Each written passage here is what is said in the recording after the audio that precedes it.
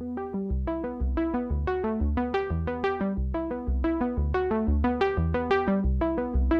Cameron here with C Butters Tech.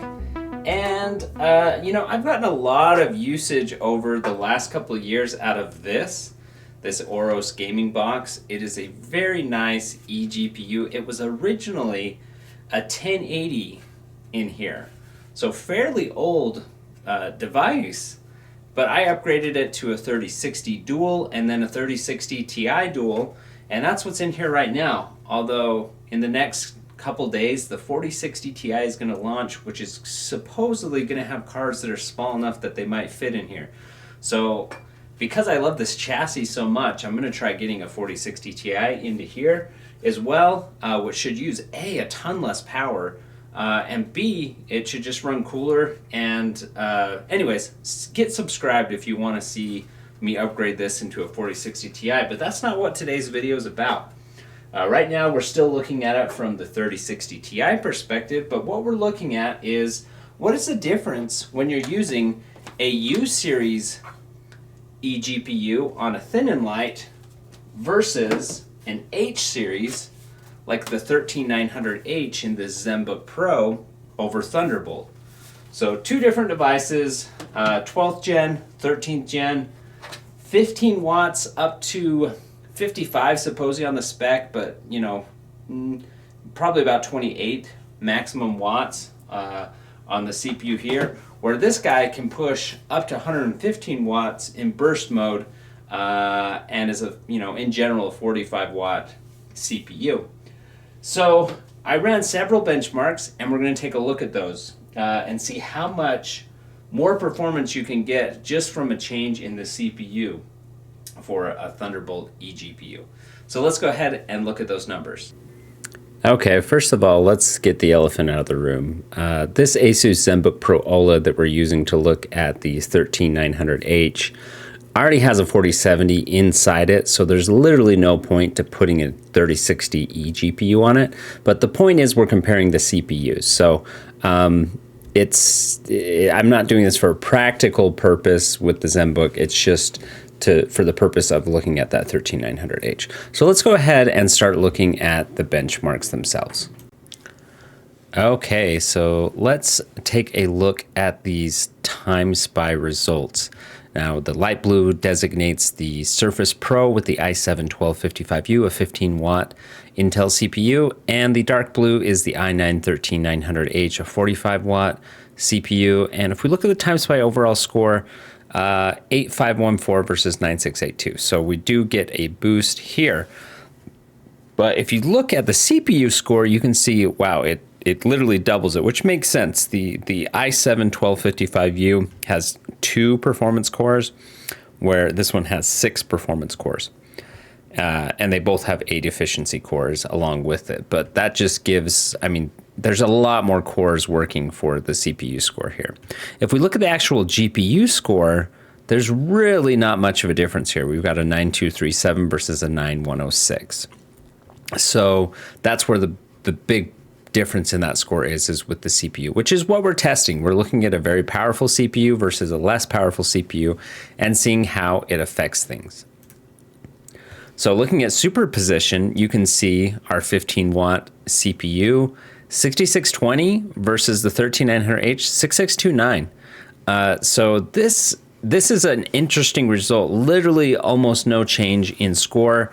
And just so you know, this is a stock 3060 Ti. You could overclock it or undervolt it for better results, but I kept everything stock, and you can see that it's showing here that 3060 Ti was basically just plodding along. So this is the reasons why theoretical benchmarks are maybe good in some scenarios and not good in others. In this scenario, this superposition score is really a GPU benchmark, and it's only testing the GPU because the CPU is not stressed much at all. So you can see we're getting what we'd see here. They both have Thunderbolt implementations that seem pretty good, pretty equivalent, and they're scoring exactly the same.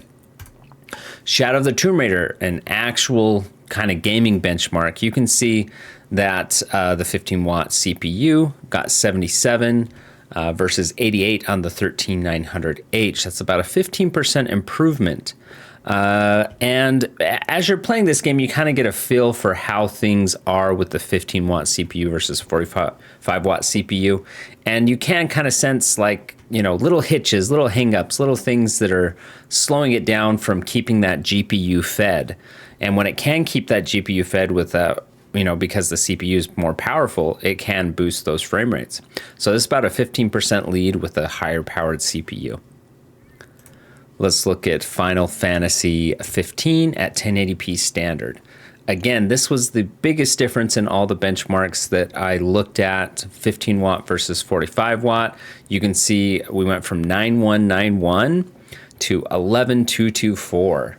So this, if you know kind of how this benchmark works, that's almost the difference between 91 frames a second and 112 frames a second, roughly. But you can see that CPU can make a huge difference when you are pairing it with an actual game that's actually using CPU cycles.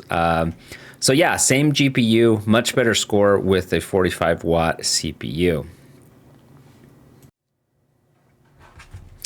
So where does that leave us? You know, Surface Pro, 15 watt CPU, a heavier duty 45 watt CPU.